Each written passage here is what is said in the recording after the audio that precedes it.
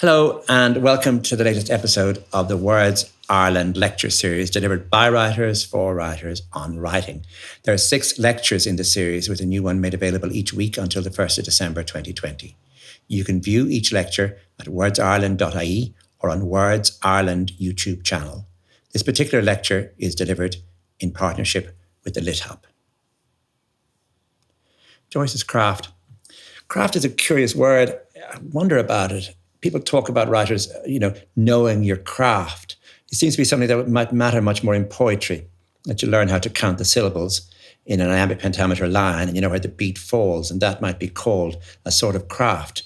You know, maybe what stanza forms you can use, and that might be called a sort of craft. It's a curious word for novelists or short story writers to use because it isn't as though you have any difficulty knowing what a sentence is or what a sentence should do or what a paragraph break is. I mean, that's just a basic thing that anyone who's literate knows.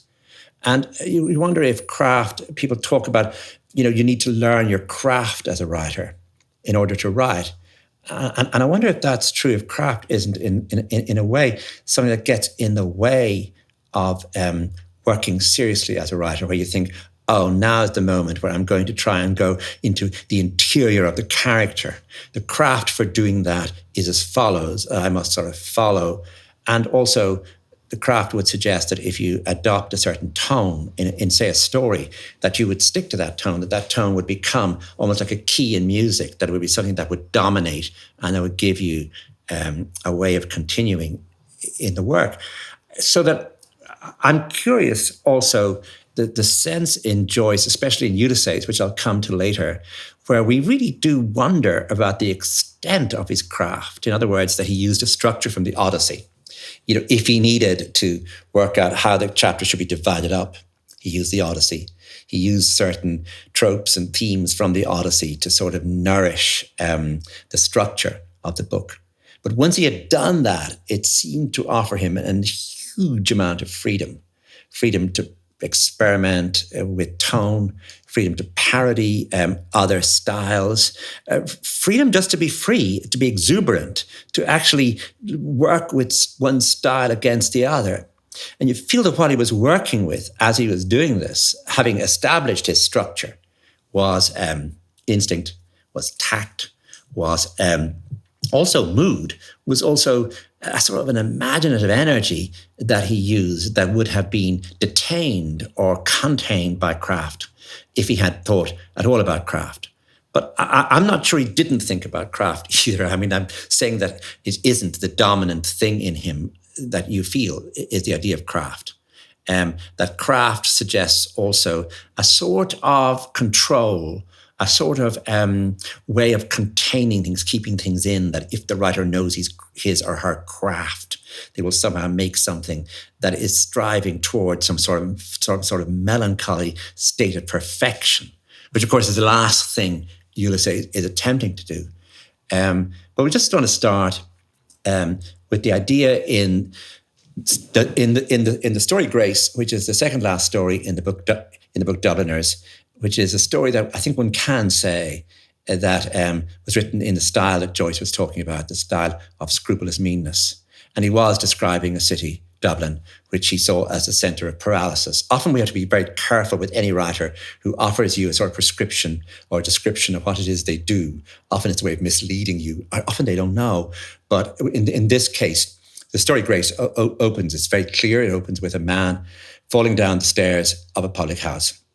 There are a few public houses in Dublin, the Swan, McDade's, and Keogh's, that have a toilet, gentleman's toilet downstairs. So in one of those, our hero is going to the toilet, and instead of going to the toilet, he falls down the stairs. And there's a description of his tongue and of his face landing and all the liquid in the toilet. And it's really disgusting. And there's a sense of him as someone who's been drinking far too much and eventually has to be brought home. This is very clearly based on Joyce's own father. And we can talk about craft all we like, but here we are with a young man having revenge on his father. And there is a student in the story who may appear as a sort of James Joyce figure himself, coming to witness this scene with his father.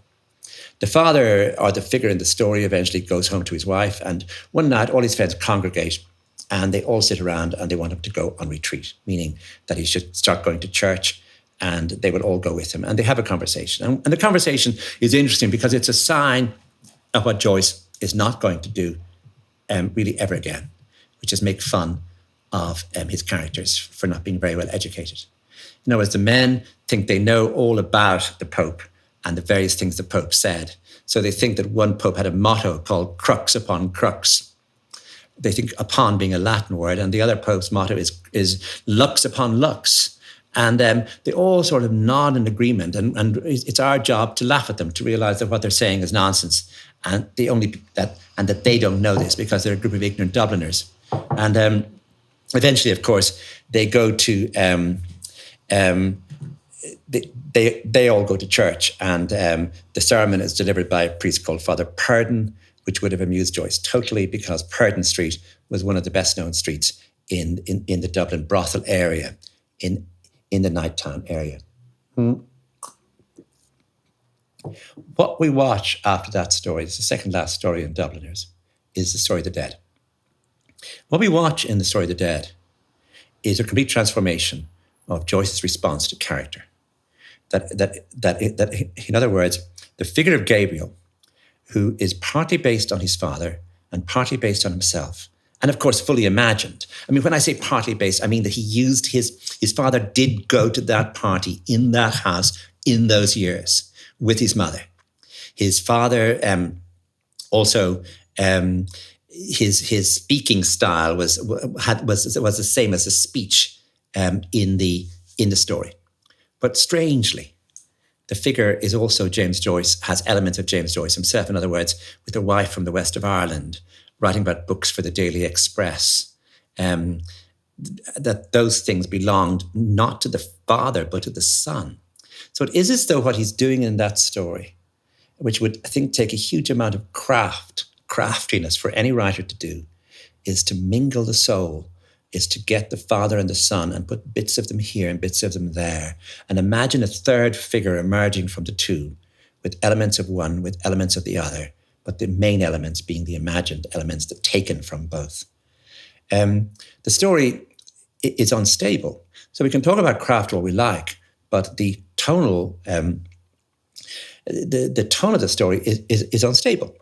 And it opens, and what I don't know and what I would like to tease out is that tonal shifting in the story, is it deliberate or is it not? You see, often you begin something and it's very easy to like that beginning, think that beginning is good, that's working there, but then it suddenly moves into another area. I mean, tonally, I mean that you're using one style and then you move into another. It's very, very dangerous, because how can you get back from that?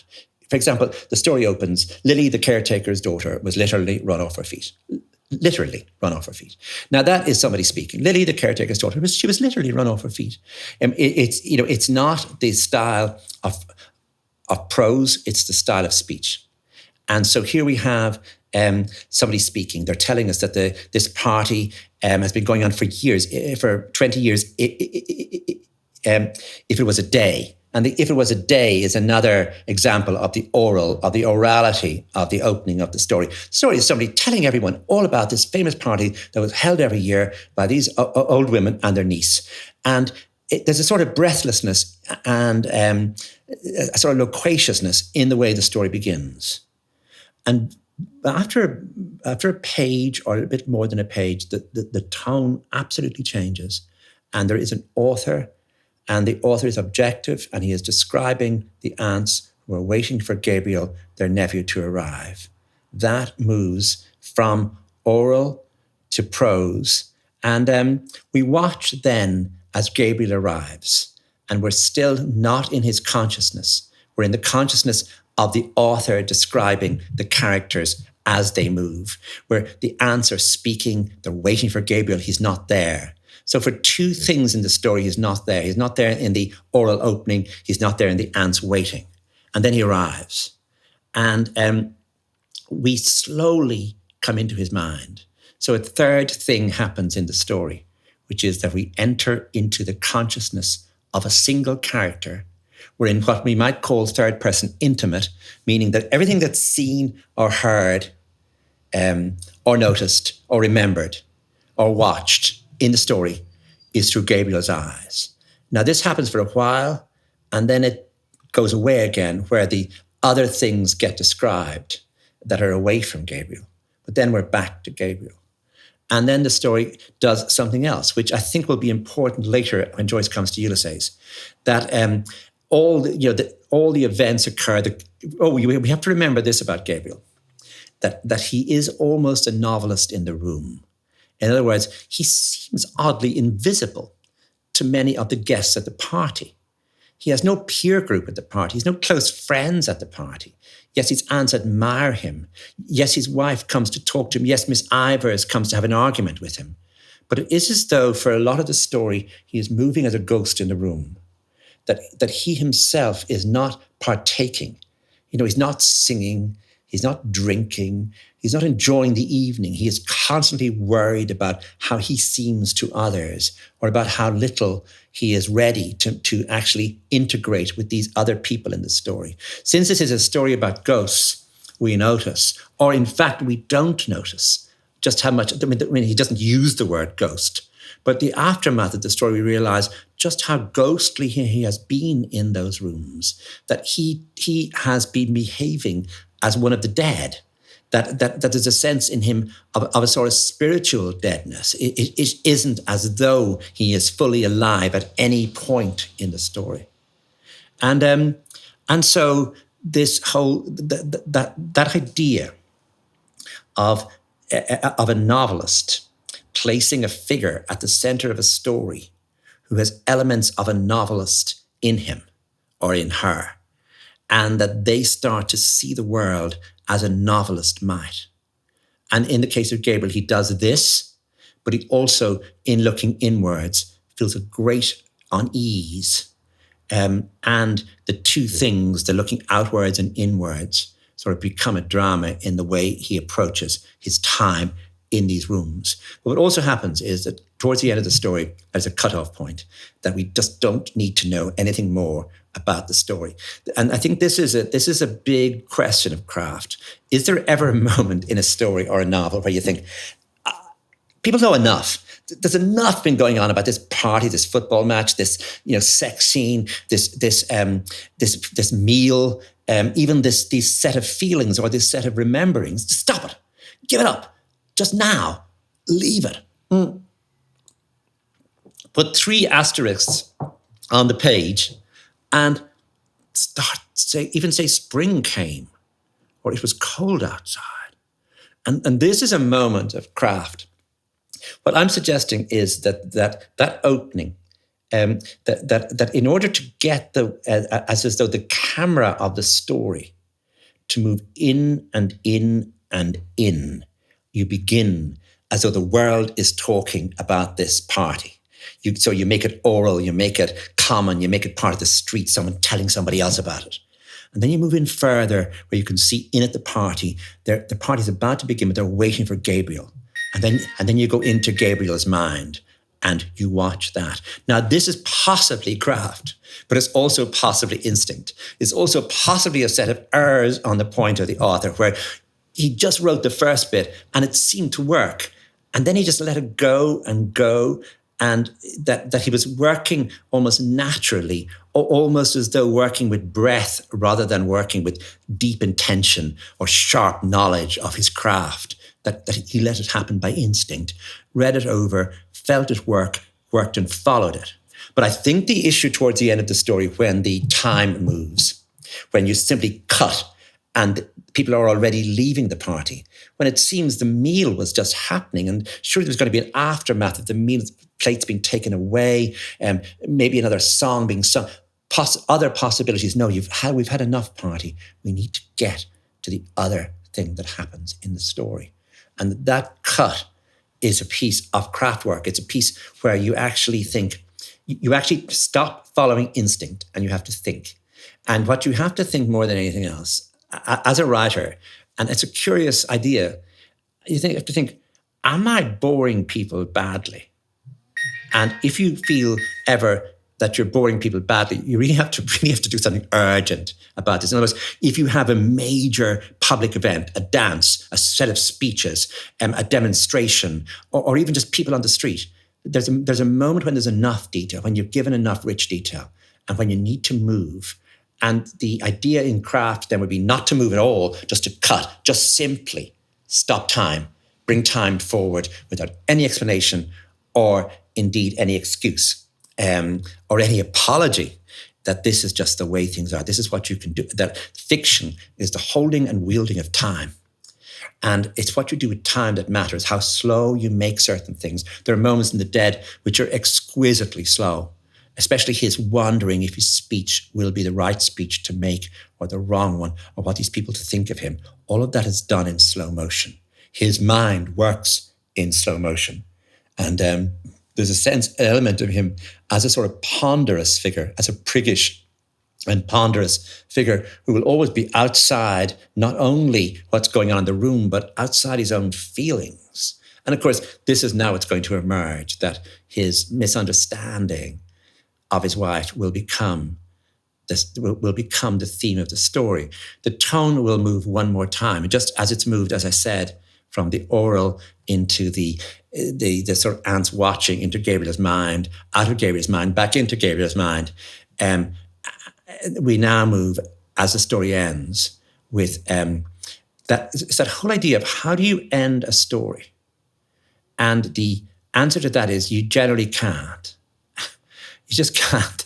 You think there's got to be some way of ending this story. How do you have to bring it up without bringing it up too far. You have to bring it down without seeming to do so obviously. You cannot let anything else happen. And the only way to do this, if there is a way, and craft won't help you now, is to actually follow the language, is to let the sound of the words do the work for you, is to see where they will take you, is to start thinking.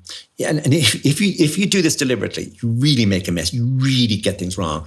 If you decide, I'm going to start writing these lines in iambic pentameter, that da da da da da da da to get out. In other words, you need a beat to get out of the story. In other words, you need to move the language into some other realm, which isn't necessarily merely the descriptive sentence, meaning, he watched her for a while as she came into the room.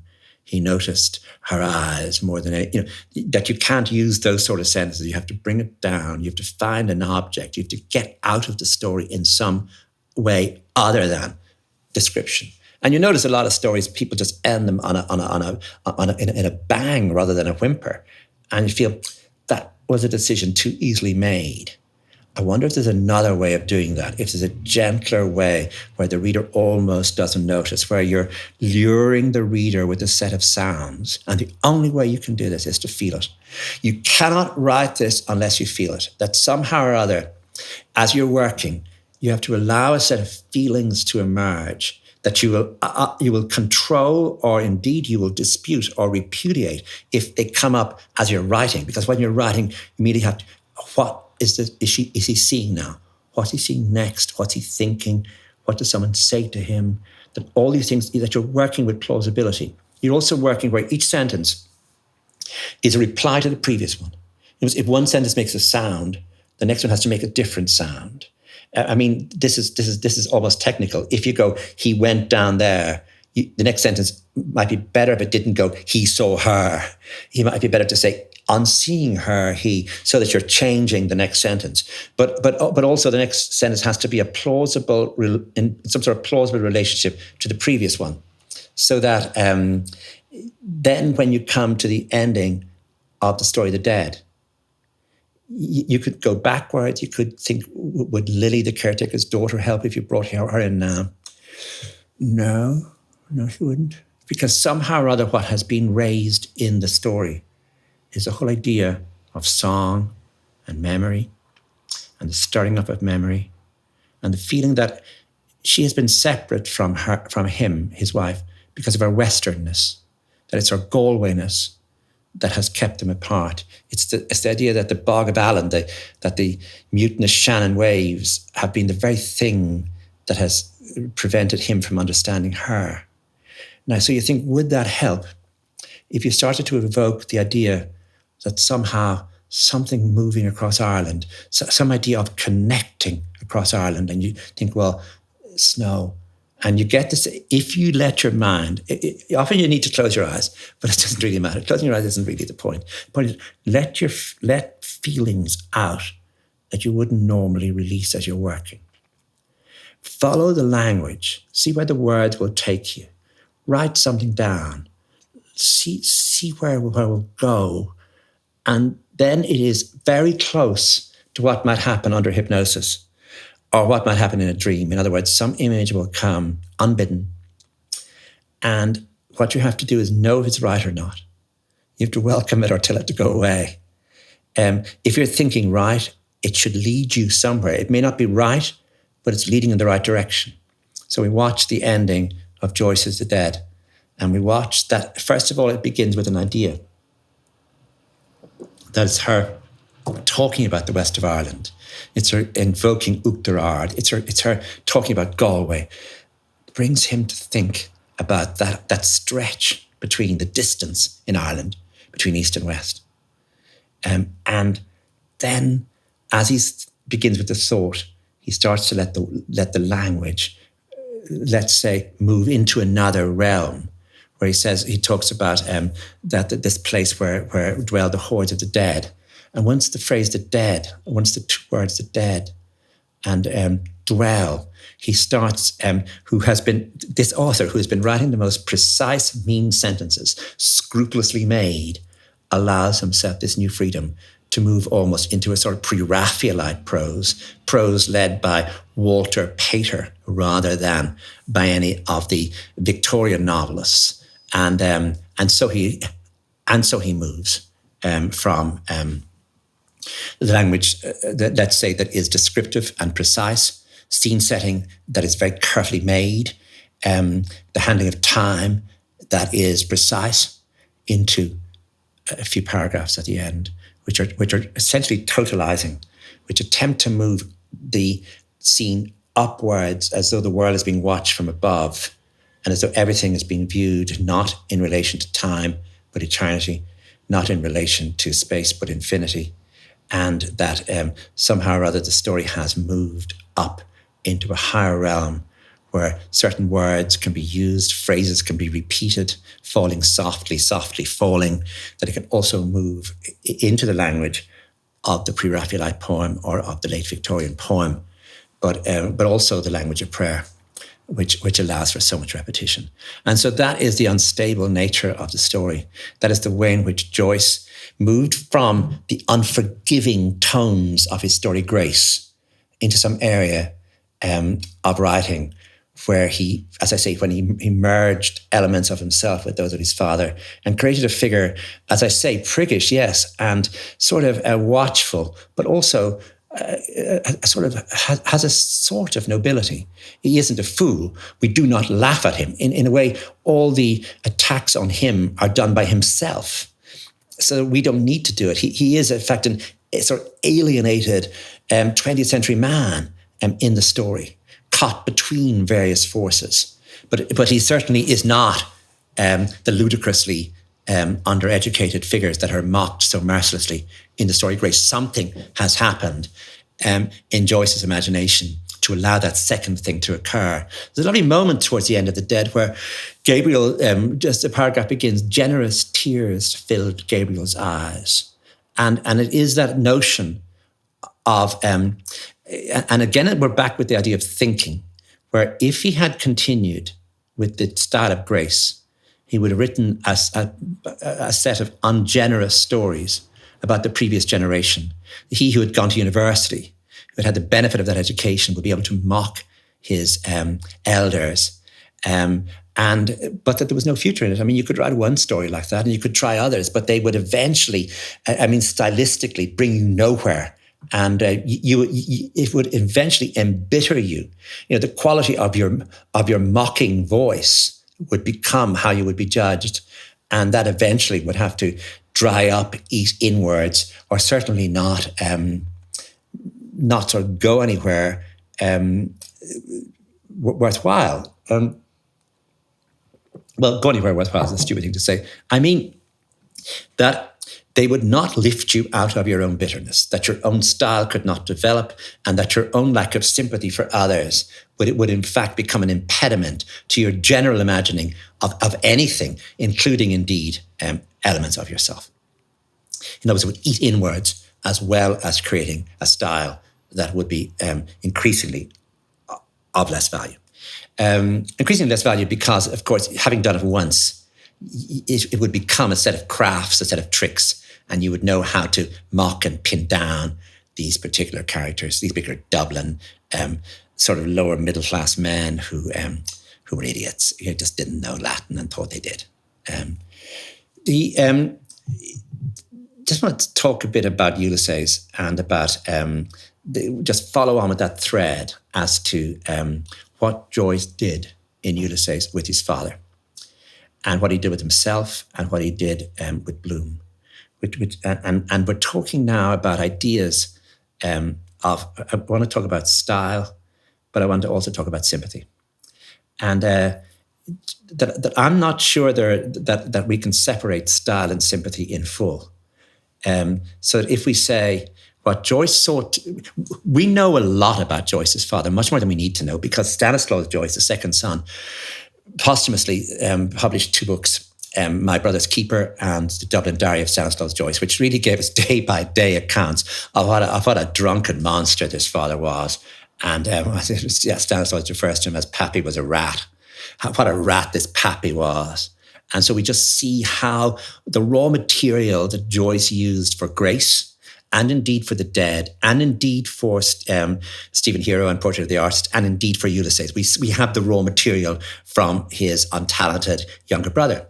And we can see the traps were to spend your life writing resentment novels in which you would show what an idiot and what a monster and what a rat your father was. And what's absolutely fascinating is that Joyce didn't go there. I'm taking him not going there as an almost deliberate act, as a realization that if he were to follow that track, it would lead to desiccation, it would lead to bitterness, and it would lead nowhere stylistically, tonally, or it wouldn't lead towards sort of any sort of grace or narrative grace. And these are important things.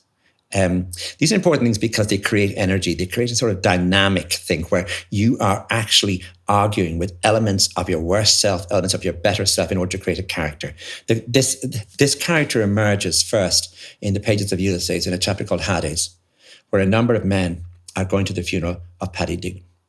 And we can see in the carriage that Simon Dedalus, who's the figure of Joyce's father, yes, he's talking, he makes various jokes, and he's worried about his son. But what's fascinating is that he's taken very seriously by all the men with him. The men with him don't think he's an idiot. Bloom has moments where he thinks, that he wasted a lot of his life. But in fact, if you watch him, he's been taken seriously as a member of the community here. It would be very easy in the morning to have him drunk. It would be very easy for them to talk about the night before. It would be very easy for him to try and borrow money from somebody on his way there, on his way back, because he was good at that. He was good at that in life. But that just what happens in that chapter Hades is interesting. That Joyce becomes interested in an episode of Ulysses in which almost nothing, it's not as though any event occurs in this episode. They go to Glasnevin, their friend is buried, and they talk to one another, and that's just about it. But what's actually happening in the chapter is that Joyce is actually reconstructing his father, not as a house devil, and not either as a street angel, but as a man who is easy among his friends. This is an enormous leap, imaginatively. It mightn't seem like that, but for someone where the raw material was so easy to create, for a rat to make actually somebody who is almost normalized in those pages of the book. What's interesting then, just to go, I'm talking about sympathy there, and then I'm talking about style. Every episode of Ulysses starts a style that has no relationship with the previous style. It is as though it's sort of shouting abuse at the previous style, saying, hey, I've killed you. Look what I've just done to you. I've written you out. Now watch. I'm starting again. I can do anything. Watch me. And in the chapter Wandering Rocks, we watch as Joyce decides to show an ordinary city or an ordinary Dublin on an ordinary day when nothing much happens except a number of people are just moving about. There's a regal carriage coming up from the Phoenix Park. It's going towards Ball's Bridge. There's a bit of paper in the river that's moving towards the sea. And there are a number of figures wandering around, talking to each other. What's fascinating is that this is about time. This is about splicing moments. And technically, this takes an awful lot of careful work because sometimes it's just a line where the carriage is coming up from the Phoenix Park, a line, and then three men are talking. Then Simon Dedalus meets someone on the river. Then Stephen Dedalus appears first. He's coming down Grafton Street, and then he's looking at books at one of the bookcases on one of the little streets off the Liffey, whereas Leopold Bloom is looking at books at Merchant's Arch. But it's all happening at the same moment. Again, we're back in the notion of film where it's like someone has been in the editing room, splicing all these things that have their own continuities, but just taking a moment or a minute from them and putting them all beside each other. Now, this again is a question of normalizing the city. That this is being written after the 1916 rebellion. It'd be very easy to try and put in moments of sedition. For example, this is the Lord Lieutenant coming through the city. So it'd be very easy to have people showing abuse at him or throwing stones at him or have a little riot just to show this is the city that's going to actually revolt. But actually, he doesn't do that. He sets it in its moment, which is 1904. And he creates an aura of ordinariness. And it looks as though this is his only aim in this episode, is to break from the previous episode, do nothing in relation to the episode that follows, but just show the city and give every character an equal say in the story. So that even though Bloom is in the story, even though Stephen's in the story, even though Simon's in the story, they don't have any more attention paid to them than the many, many other characters who are wandering in these many scenes within this episode. However, Stephen and Bloom do not see the Lord Lieutenant's carriage coming through the city. Now, this might seem a mistake on Joyce's part. He just couldn't organize the time. But Simon does. Simon Dedalus does. Other people do. Why do they not see this? And I think we're talking here about the idea of craft is where you think of something and then you realize, no, you need to do one more thing to make this work. And if you have Stephen and Bloom seeing the Lord Lieutenant's carriage, they will have to respond to this symbol of empire as he comes through the city with all his people. They'll have to bow, take their hat off, stand back, show some moment of dislike for this. Bloom would have to have some opinion about it because Bloom has many opinions, and he would have to have some thoughts on what empire means, what the Lord. But Joyce doesn't want this. He wants to separate them from this. He doesn't want to give them an easy ideological position so early in the book. He wants to make them much more open in relation to say, empire, Irish nationalism. He doesn't want to give them an easy anger in relation to these things, so that he needs to keep them for later.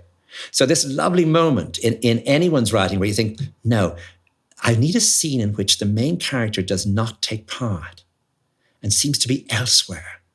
And that elsewhereness is a lovely idea in fiction, that either a character is emotionally or physically elsewhere and something is happening and the reader has to think, oh, Lord, what would happen if the character were here?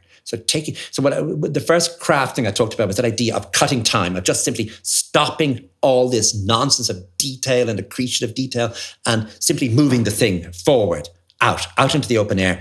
Spring came. It was cold outside. So you suddenly outside, it's over. You don't even say time passed. You just move as though this was a natural thing to do. The asterisk is a great help in this regard. So too is the double paragraph spacing.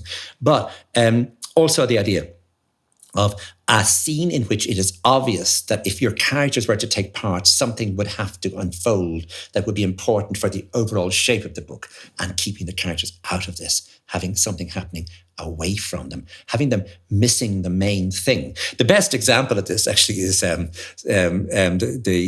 Stendhal's The Charterhouse of Parma, where Fabrice is on his horse and he's thinking about love, and he's always in love, and he's very foolishly in love. And he thinks later on that he might have been at the Battle of Waterloo.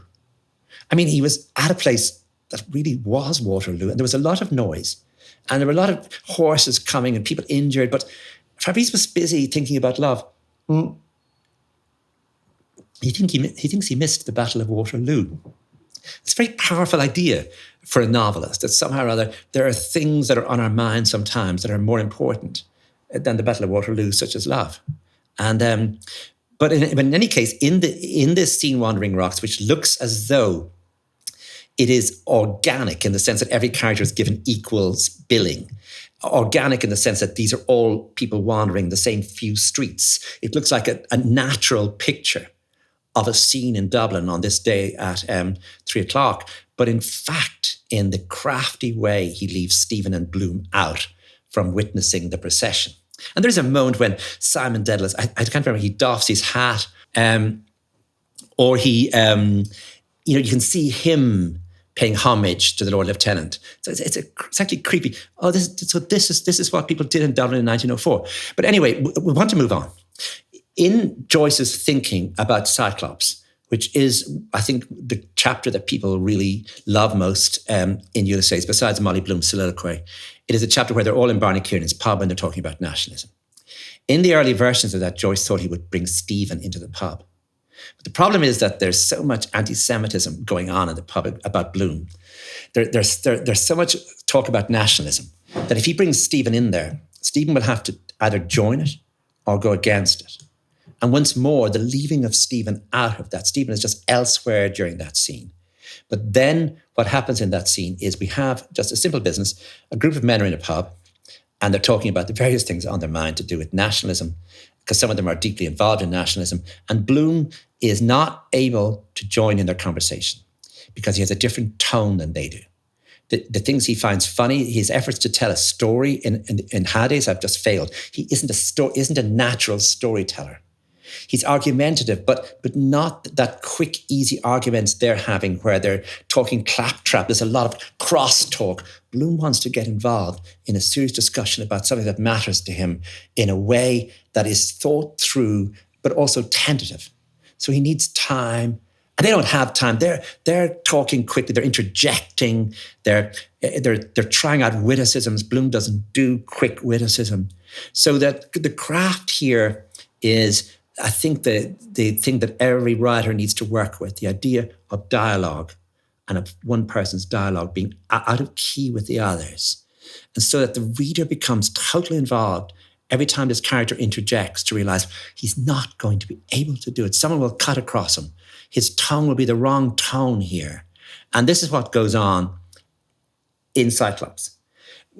It's always difficult with Joyce to say that something caused something. But Cyclops, again, is written after the 1916 rebellion. In other words, the city that Joyce was writing about, was reinventing, was recreating in the pages of Ulysses, had itself been blown up in the rebellion. And so it isn't as though he responds directly to that. He doesn't write about the rebellion. But his response being indirect is all the more powerful. In other words, something has to happen in Cyclops to register the fact that this city has exploded. And what Joyce does in the chapter is he explodes the actual narrative system of that episode by every so often entering into these extraordinary, adventurous, exuberant parodies of various forms of discourse that were current then, such as, for example, the language of translation, the language of the ancient Irish text, or I think the most powerful one being the language to describe a public execution, which Joyce uses, that sort of tone they use in provincial newspapers to describe any great event, with big lists of who attended and sort of florid accounts of what people were wearing or what people were saying. And he brings in, this is the execution of Robert Emmet. And of course, the previous time that Dublin was taken by Irish insurgents was Emmet. The Ulysses is taking place in 1904, and I think the craft idea is what were people thinking about in 1904? Well, of course, the previous year had been the centenary of the rebellion of Robert Emmet, so that there are photos of, or there are pictures of Emmet. Not photos of him, but I mean prints of drawings of him in a window that Bloom actually sees. The people in 1904, but also in 1922 when Ulysses was to be published, the Emmet's speech from the dock was something that was taken immensely seriously by Irish people. And I think one of the energy you can get as a writer is finding something being taken immensely seriously by everybody, and actually getting that and seeing if there's any way you could undermine it, usurp it, play with it. And of course, earlier on, Bloom has just had a shit. And as he was farting, he started to think of Emmet's speech from the dock. The words come in. Until Ireland takes its place among the nations of the earth, let not my epitaph be written, I have done. I have done, meaning I have just been shitting. And so, I mean, the idea of connecting Emmet's speech from the dock with sitting on the toilet is pure mischief. And pure mischief is often at the very root of a sort of energy that comes in fiction, of finding something that's unsayable, that has not been said, that will not be said, that in the solitude of the room as you work, you are writing down something that has never been told before. And you're getting an energy into your sentences from that very idea of breaking the glass. And what Joyce is doing as a comic writer in Cyclops is getting the very thing held most dear by the Irish people, which is Robert Emmet, his execution, which was brutal and brutally done, and which was recorded in many ballads, and his speech, which was learned off by heart by very many people. For example, Henry James's father knew Robert Emmet's speech from the dock off by heart. He learned it in New York. You know, it was one of those speeches. And what Joyce sets out to do in these elaborate, hilarious, with detail heaped upon detail, all of the detail in various ways offensive. And when he comes to the very end of that, he has a mention of the executioner, and he gives him a very long English, many barrels surname, and one of them is Maxwell. Maxwell, Tomlinson, French Mullen, all those names, but suddenly Maxwell. Of course, General Maxwell was the one who ordered the executions of 1916. And I think this is a strange thing about craft, where sometimes when you're working, you put it aside because you want to put a word down, the name of a place, the name of a person, or a name like the name of a person, or some line of a song, or something that matters almost privately to you. And this is where craft just melts, and where something so personal comes in. In other words, it is as though you want to leave a mark on the text that is you, that is something that you think of. And the putting in of Maxwell there, a novel set ostensibly in 1904, this section being written in 1919, to be published in 1922, just the putting in of the word, just to remind everybody, I am here now. This is not an historical novel. I am writing a blueprint for sort of a way of imagining what an Ireland of the future could be, with the Jewish hero, a man who's sensitive, who's defeated in some ways, who's heroic in others, moving through a city in a way that is not based on anything I knew or saw, but on something I imagined. And I think that happens in The Dead and gives it a sort of energy that happens also in Ulysses. That idea that so much depends on memory, that so much is about recovering things that would otherwise be lost. That annual dance will not be recorded if I don't write it down now. But in bringing in the character that is a mixture of the two, becoming the third, I am actually intervening in it imaginatively. I am recreating it. I am the party. I am making the party. I'm not remembering the party. I'm not recording the party. I'm making a party. I'm controlling what the narrative of that party will be. And I think this happens in Ulysses in the Making It Bloom, where Joyce constantly sets about reducing Stephen, especially as the novel goes on. Stephen Dedalus becomes less and less as Bloom becomes more and more. There's even a letter where Joyce says by a certain episode, he was just tired of Stephen. And by making the father, Simon Dedalus, based on Joyce's father, into a sort of secondary figure in the book. I say based on Joyce's father as though that was a true phrase and an easy phrase to say, but it does require examination. That when we work as writers with character, and when we might use an atmosphere, what we might use is a sort of configuration rather than a character. In other words, a character in relation to other people that might take elements from something we have known and remembered and that presses on us and that matters to us. So that Joyce placed his father in Ulysses outside of the house, so that it wasn't as though he based Simon on his father. No, he based Simon on his ex-domestic father. In other words, he could have easily had scenes where the father comes back to the house drunk, where he causes havoc in the house, where he does have his sisters looking for money from him. And in Wandering Rocks, he does have his two sisters at home in the house with no money. But he doesn't let his father for a moment back into the house. He is reimagining, re-seeing his father, not as a domestic menace, but as someone who's highly socialized. And so in Sirens, in the episode, in the Ormond Hotel, what he does is he gives his father a moment of pure apotheosis. He lets his father loose. And the only way he can do this, of course, is to let his father sing. Because more than anything, Ulysses is a novel about people who are connected to the world of music, amateur music, professional music in Dublin. Slightly down on their luck people, but nonetheless, singing is their thing. And so he lets him sing. And he has, the important thing in this business of craft is I want this singing of the father figure in this book to be really great, to be apotheosis, to be a moment of pure, utter beauty. In order to do that, I have to have it being watched by somebody who's already known to the readers as a character. Now, I think here we're talking about craft. How do you, like, if it's just described, yes, it's just described. It has its moment. But if it's given this extra idea of someone's watching him sing, as Bloom is, and he's thinking about him singing, I think how great he could have been. And this comes later in the book when Stephen and Bloom are walking back to Eccles Street together.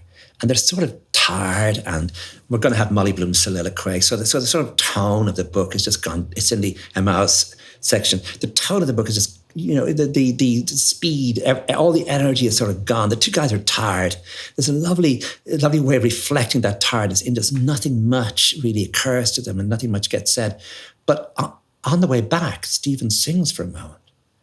And Bloom says, you have that. You have the voice. I heard your father singing earlier. And of course, so the singing doesn't just happen once. It isn't just watched by an outsider. It's remembered later. And so that is one of the ways in which, if you want, this is Joyce's craft, how am I going to really single out this moment when he hit the high note in Ma Paris from Flotov's Martha in the Ormond Hotel? How am I going to get that moment to really sing out in the book, to really matter in the book? Why should it matter? It should matter because in order to rescue his father from the sheer dullness and gracelessness of the story Grace, from being the man who just fell down the stairs and had his tongue in the toilet, from rescuing him from being an idiot who doesn't know Latin and thinks he does, he has to give him this moment. This is essential for him. Now, it's essential for him because the generosity I was talking about, the idea of generous tears filled Gabriel's eyes, it's a generosity of spirit in relation that he realizes there is no future in me being the resentful son. There's no future in fiction for this. I will get nowhere if I continue this. But where will I get if I stop it? Where will I get if I opened up my spirit to his? And instead of seeing him at his most dismal, which was at home. I saw him at his most glorious, which was when he was singing a top note in a bar with a very receptive audience, including other singers around him. That will not merely open up, it's not really a good deed for the day that I've done, but it will open up something in the spirit that will in turn open up something in the style, that will in turn create the infinite twists and turns stylistically that occur in Ulysses. And it will give a sort of energy to the book that certainly would be closed off if it weren't there.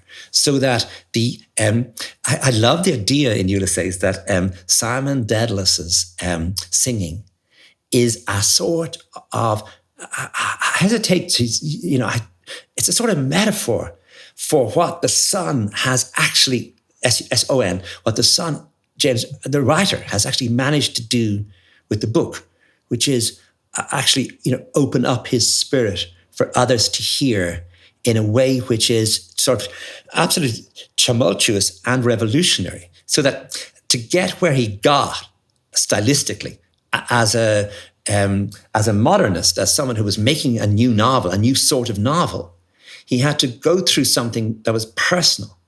But in order to make that clear, he had to dramatize that in the book.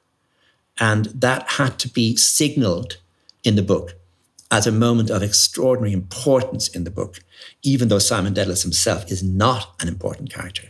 So that the story of the book could so easily be father, son, surrogate father. Son abandons father for surrogate father. Father feels bad about this. But actually, in the moments when Simon realizes that Stephen is not interested in him, is not joining his company, he doesn't actually, he just feels slightly sad. It isn't as though he goes into a rage. And soon he sings. Soon he thinks about something else. But those conflict father-son that could so easily be at the heart of Ulysses is simply finessed, is not there the times when it should be there. And instead, the father is given that ability to sing. What's also, of course, really significant is that in that scene, Stephen could very easily be there. There's no reason why he shouldn't be there. But he isn't there watching. We don't want that, because the thoughts he would have to have would be about things his father had done in the past, at home, other memories of his father. So it would become just father-son singing, the father being watched by the son as he sings. But if you get the son out of there, and again, we're talking about craft here, what do you not need is often the most important question you ask when you're writing a book. What do I not need in this scene? And in that scene, in the Ormond Hotel, when the father is singing, it's vital the son is absent. He's watched by Bloom, who knows him but not well, so just watches the moment without any particular memories of him, lets the moment live, and then remembers the moment later on. But that the father-son conflict is, of course, in the book, but it's glimpsed. We have it only in moments. We don't have a massive confrontation between father and son, which I think is essential for the book, the times where we could have set scene confrontations. We don't. And I think this is one of the great things for a writer to know, when you don't need set scene confrontations, when you actually just need to do something else to allow the reader to imagine a scene that has not actually been written, but might have been there, but would not have been needed. So these really are just some musings about the idea of craft and the idea of tact, the idea of instinct and the idea of thinking in the work of Joyce that might sort of help us in some way or other as we try out these tricks. But I suppose the point I'm making is that they're not tricks, that if they don't come with some set of deep feelings, deep needs, that they don't get you anywhere. And it's almost as though that sometimes the less you think and the more you allow instinct to lead. But if you do that all the time, you make a mistake. There are times when you have to think, what do I not need? And just go back and look at Wandering Rocks and look at where Stephen and his father, Stephen and Bloom, do not witness the cavalcade. And you go to Cyclops, say, why isn't Stephen here? You go to Siren, his father's singing, why isn't Stephen here? And the reasons are actually technical. The reasons are to do with craft. And so there are interesting examples of this sort of myriad number of qualities that make up the sort of genius of Joyce. Thank you very much.